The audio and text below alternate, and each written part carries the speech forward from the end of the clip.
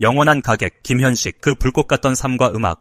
1990년 11월 32이라는 짧은 생을 마감하며 우리 곁을 떠난 김현식. 그는 단순한 가수가 아니었다. 거친 음색으로 삶의 애환을 노래했던, 시대의 아픔을 보듬었던, 그리고 무엇보다 한국 대중음악사에 지울 수 없는 발자취를 남긴 전설적인 싱어송라이터이자 영원한 가객이었다. 그의 음악은 시간이 흐를수록 더욱 깊은 울림을 전하며 지금도 많은 이들의 가슴속에 살아 숨쉬고 있다. 봄, 여름, 가을, 겨울, 사랑했어요, 비처럼, 음악처럼, 내 사랑 내 곁에 와 같은 명곡들은 그가 남긴 음악적 유산의 일부분일 뿐이다. 김현식의 음악적 여정은 순탄치 않았다. 서울에서 태어난 그는 중학교 시절 사촌 형에게 기타를 배우며 음악에 눈을 떴고 고등학교 밴드부 활동을 통해 음악적 재능을 키웠다. 하지만 1975년 그는 일반적인 학업의 길을 택하는 대신 자퇴를 선택하며 음악에 대한 강렬한 열정을 따랐다. 이후 통기타 가수들과 어울려 거리 공연을 하며 본격적으로 음악 활동을 시작했지만 그의 앞날은 고난의 연속이었다. 1978년에는 야심차게 앨범을 준비했지만 음악 기획자의 부도로 무산되는 아픔을 겪었다. 설상가상으로 이때 대마초 사건에 연루되면서 사회적 시선으로부터 자유롭지 못하게 된다. 그러나 이러한 좌절은 그를 꺾지 못했다. 오히려 그는 1982년 결혼을 하고 이듬해 아들을 얻으면서 삶의 안정을 조금씩 되찾아갔다. 그리고 다시 클럽 무대에 서면서 재기를 위한 준비를 시작했다. 그의 내면에는 음악에 대한 꺼지지 않는 불씨가 존재했던 것이다. 재기를 위한 그의 노력은 1984년 2집 앨범 발표로 결실을 맺었다. 이 앨범은 블루스, 발라드, 소울, 팝, 펑키, 트로트 등 그가 구사할 수 있는 모든 음악적 스타일을 담아내며 김현식의 폭넓은 음악적 스펙트럼을 보여주었다. 특히 앨범에 수록된 사랑했어요는 대중들에게 폭발적인 인기를 얻으며 그의 이름을 널리 알리는 계기가 되었다. 이 곡은 당시 많은 이들의 심금을 울리며 김현식이 단순한 가수가 아닌 깊은 감성을 가진 아티스트임을 각인시켰다. 사랑했어요의 성공은 그에게 자신감을 불어넣었고 이후 그의 음악 활동에 큰 동력이 되었다.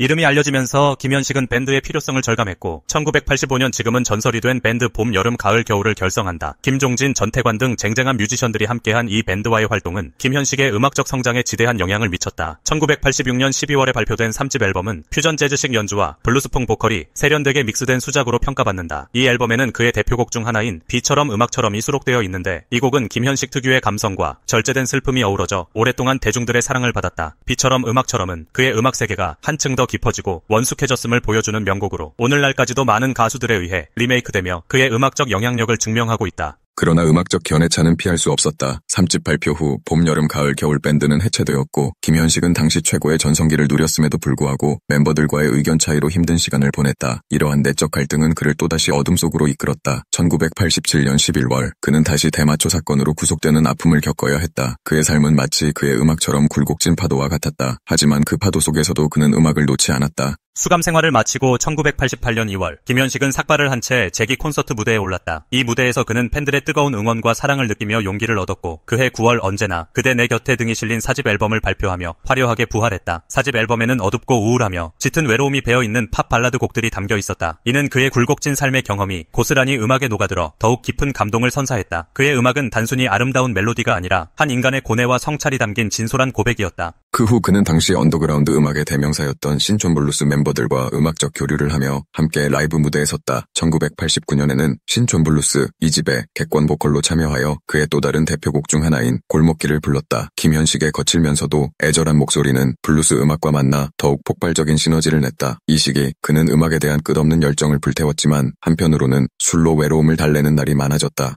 1989년 영화 앨범 비오는 날의 수채화를 녹음할 때부터 그의 건강에 적신호가 켜지기 시작했다. 1990년 넋두리 등이 실린 자전적 앨범 5집을 발표할 즈음에는 의사가 술을 한 방울이라도 마시면 죽는다고 경고할 정도로 건강이 극도로 악화되었다. 그는 최악의 몸 상태에서 마지막 앨범인 6집을 녹음했지만 끝내 마무리하지 못한 채 1990년 11월 32의 젊은 나이에 강영화로 세상을 떠났다. 그의 사후에 발매된 유작 앨범 6집에 실린 또 하나의 명곡 내 사랑 내 곁에는 많은 이들에게 깊은 슬픔과 함께 뜨거운 사랑을 받았다. 이 곡은 그가 죽음을 예감하고 남긴 마지막 메시지처럼 느껴져 더욱 애틋하게 다가왔다. 내 사랑 내 곁에는 그의 짧은 생애를 함축적으로 보여주는 곡이자 그가 남긴 가장 아름다운 유산 중 하나로 기억된다. 김현식은 갈라지고 탁한 목소리로 거칠게 토해내는 듯한 특유의 음색을 가지고 있었다. 그는 이 독보적인 음색으로 포크, 팝, 소울, 록, 블루스, 발라드, 펑크에 이르는 다채로운 사운드를 구사하며 자신만의 음악 세계를 구축했다. 그의 음악은 단순히 장르를 넘나드는 것을 넘어 그의 삶의 굴곡과 깊은 내면을 담아내는 그릇이었다. 그는 언더그라운드 음악의 자유로움을 바탕으로 기성 음악의 틀에 갇히지 않는 독보적인 아티스트로 자리매김했다. 김현식은 시대를 앞서간 음악적 감각과 타협하지 않는 예술혼으로 많은 후배 뮤지션들에게 영감을 주었다. 세웠다. 그의 음악은 단순한 히트곡을 넘어 한국 대중음악의 지평을 넓히는 데 기여했다. 특히 그의 블루스에 대한 이해와 표현은 당시 한국 음악계에 큰 영향을 미쳤으며 그가 보여준 자유로운 음악 정신은 오늘날에도 여전히 유효하다.